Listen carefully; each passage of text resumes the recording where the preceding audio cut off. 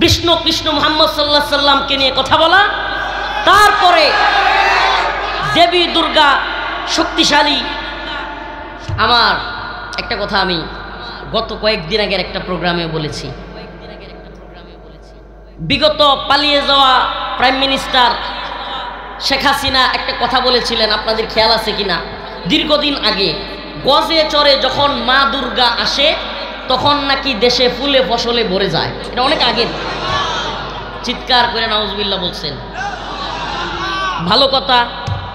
কিন্তু ওই সময়ে শেখ হাসিনাকে যেইভাবে কাফের, শেখ হাসিনাকে নিয়ে যেইভাবে ওয়াজে কথা বলা হয়েছিল, কাফের বলা হয়েছিল, বিভিন্ন ধরনের একেবারে সব জায়গা থেকে আওয়াজ আসছিল।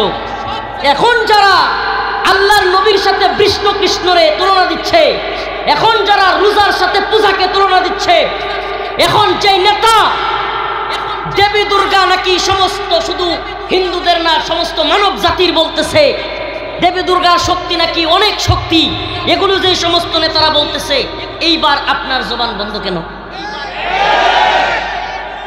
আমি একটা কথা একেবারে ক্লিয়ার বলি, আমরা আওয়ামী লীগ কিংবা শেখ হাসিনার বিরোধিতা করেছিলাম ইসলাম প্রশ্নে, দেশ প্রশ্নে, ঈমানের প্রশ্নে।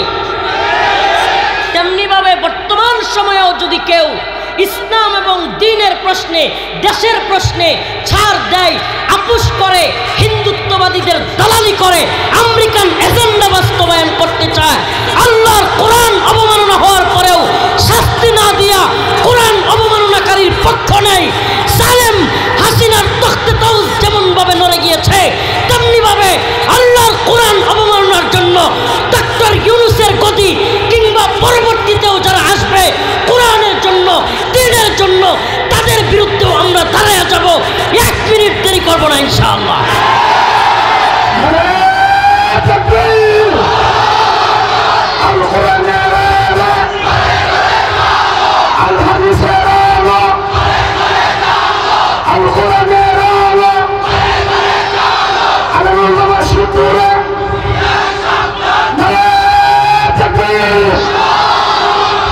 আমাদের বক্তব্য একেবারে ক্লিয়ার।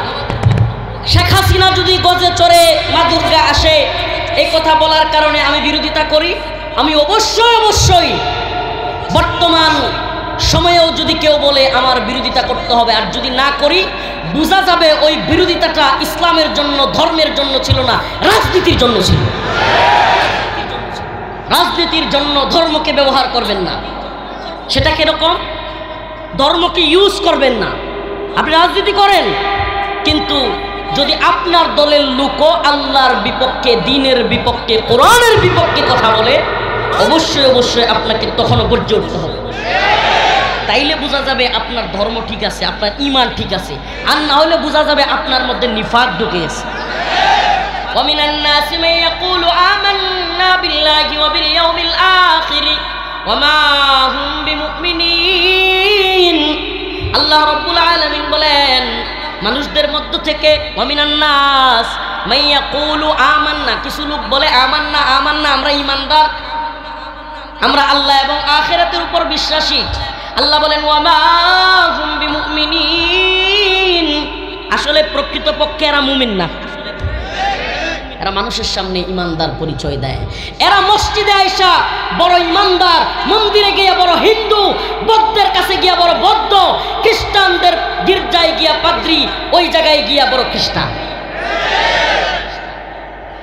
আল্লাহ রাব্বুল আলামিন বলেন, আফাতুমিনুনা বিবাদিল কিতাব ওয়া তাকফুরুনা বিবাদ ফামা জাযাউ মান ইয়াফআলু যালিকা মিনকুম ইল্লা খিজিয়ুন ফিল হায়াতিদ দুনিয়া ওয়া ইয়াওমাল কিয়ামাতি ইরাদ্দুনা ইলা আশাদ্দিল আযাব।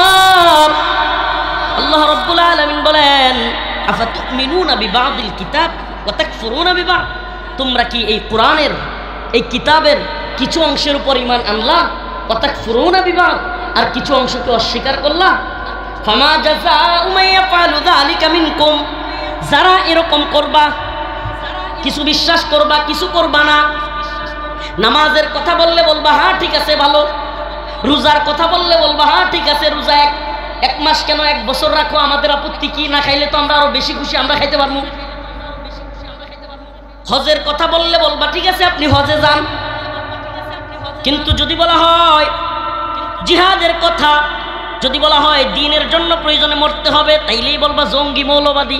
তাইলে বোঝা গেল আফাতুমিনুনা বিবাদিল কিতাব ওয়া তাকফুরুনা বিবাদ, তুমি কোরআনের কিছু মানো কিছু মানো না। কিতালের কথা বললে, জিহাদের কথা বললে তুমি যদি বলো মৌলবাদী জঙ্গিবাদী, আমি বলবো আল্লাহর কোরআনে যেই পরিমাণে কিতাল এবং জিহাদের আয়াত আছে অন্য কোনো ইস্যুতে এত পরিমাণে আয়াত নাই। সুবহানাল্লাহ। মুসলমানরা কেমনে টিকে থাকবে? এই যে আমাদের একজন কাউন্সিলর বলে গেলেন, ফোন আসছে বলতেছে হুজুররা মাইক দিয়ে সারাবাজি করে, মসজিদ মাদ্রাসা কিভাবে টিকে থাকবে? বাস্তবতা হলো মসজিদ মাদ্রাসা তখনই টিকে থাকবে যতদিন পর্যন্ত ইসলামের জন্য জীবন দেনে ওয়ালা টিকে থাকবে। এই দ্বীনের জন্য যতদিন পর্যন্ত জীবন দেওয়ার মতো ব্যক্তি রেডি থাকবে, শাহাদাতের তামান্নাওয়ালা মানুষ যতদিন তৈরি থাকবে, ততদিন পর্যন্ত এই মসজিদ মাদ্রাসা খানকা সব টিকে থাকবে। প্রিয় ভাইরা আমার, বন্ধুগণ, তাইলে আমি আবারও বলতেছি, দেখেন আমাদের কথা একেবারে ক্লিয়ার। আমরা আওয়ামী লীগ কিংবা শেখ হাসিনার বিরুদ্ধে ছিলাম কি কারণে? এই কারণে যে সে দেশকে ভারতের গোলামে পরিণত করেছিল, এই কারণে যে সে আলেমদেরকে কারাগারে নিক্ষেপ করেছিল, এই কারণে যে সে শত শত মানুষকে গুম খুন নির্যাতন নিপীড়ন করেছিল। আলহামদুলিল্লাহ, একটা খুশির সংবাদ, যেই সমস্ত সেনা অফিসাররা এই গুম খুন আইনাগরের সাথে জড়িত ছিল, এত বড় বড় সেনা অফিসার হওয়ার পরেও এরা বিচারের আওতায় আসতেছে। আলহামদুলিল্লাহ। এটা অবশ্যই ডক্টর মোহাম্মদ ইউনূস সরকার, বিশেষ করে আন্তর্জাতিক অপরাধ ট্রাইব্যুনালের প্রসিকিউটর তাজুল ইসলাম সাহেবের সাহসিকতার ফসল। আমরা ধন্যবাদ জানাই, আমরা স্যালুট জানাই। গুম খুন নির্যাতনের সাথে জড়িত সে যেই হোক, শেখ হাসিনা হোক কিংবা কোনো জেনারেল হোক, সেনাবাহিনীর ঊর্ধ্বতন কোনো কর্মকর্তা হোক, সবাই যেন ওই ছোট্ট শিশুকে গুলি করার কারণে শাস্তির আওতায় আসে। ওই ছাত্র ভাইদের বুকে গুলি করবার শাস্তি যেন সে পায়। ওই আমাদেরকে দিনের পর দিন রিমান্ডে কিংবা গুম করে নির্যাতনের বিচার যেন তাদের হয়, এটা আমাদের প্রাণের দাবি। প্রত্যেকটা আসামি, আমি নিজে তো একজন ভিকটিম, কি বলবো ভাই, আমি নিজে একজন রাজসাক্ষী ভিকটিম হওয়ার পরেও আল্লাহকে সাক্ষী রেখে কোরআন হাতে নিয়ে বললেও এ আওয়ামী লীগ বিশ্বাস করবে না এদেশে কি পরিমাণে আওয়ামী লীগ সরকার গুম খুন নির্যাতন নিপীড়ন করছে। এরপরে ওরা বিশ্বাস করবে না। কেন বিশ্বাস করবে না? আমি একটা জিনিস চিন্তা করেছি, আমার একেবারে আপনজন কাছেরও যারা আওয়ামী লীগ করে, এদের মধ্যে একটা জিনিস দেখেছি, আল্লাহ মাফ করুক কথাটা বলতে বাধ্য হচ্ছি, কোরআনের ভাষায় খাতামাল্লাহু আলা কুলুবিহিম, এদের অন্তরে আল্লাহ সিলমোহর মেরে দিচ্ছে। এরা যেন কিছুই দেখে না।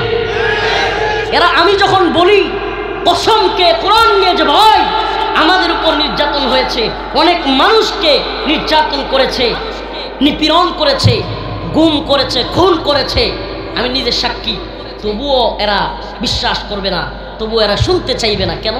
আল্লাহ বলছেন খাতামাল্লাহু আলা কুলুবিহিম ওয়া আলা সামঈহিম, কিছু লোকের অন্তরে আমি আল্লাহ সিল মেরে দিছি, কানে সিল মেরে দিছি, ওয়া আলা সামঈহিম ওয়া আলা আবসারিহিম, এদের কিছু লোকের চোখের মধ্যে আমি পর্দা ফেলে দিছি। আল্লাহ তাআলা এদেরকে হেদায়েত দান করুন। আরো জোরে বলেন আমিন। তো আমরা বিরোধিতা করেছি এজন্যই যে সে গুম খুন নির্যাতনের সাথে জড়িত, এজন্যই যে আলেম ওলামাদেরকে সে গ্রেফতার করেছে, এজন্যই যে দেশকে ভারতের গোলামে পরিণত করেছে। বলবেন হুজুর, এখন যদি একই কাজ অন্যরা করে, সবার আগে বান্দা রফিকুল ইসলাম মাদানী এই সরকারের বিরুদ্ধে দাঁড়ায় যাবে, দালালি করবেন। যেই সরকার হোক, যদি বর্তমান সরকার আমেরিকার দালালি শুরু করে, বিরোধিতা করতেছি, আরো করব।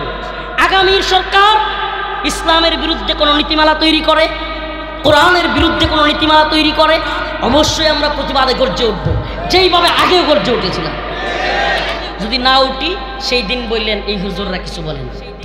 কিন্তু এর আগে অমুক দলও করতেছে, তমুক দলও করতেছে, তাইলে আমগর নেত্রী করলে দোষ কি? না রে ভাই, ফিরে আসুন, তওবা করুন, আল্লাহর রাস্তায় ফিরে আসুন।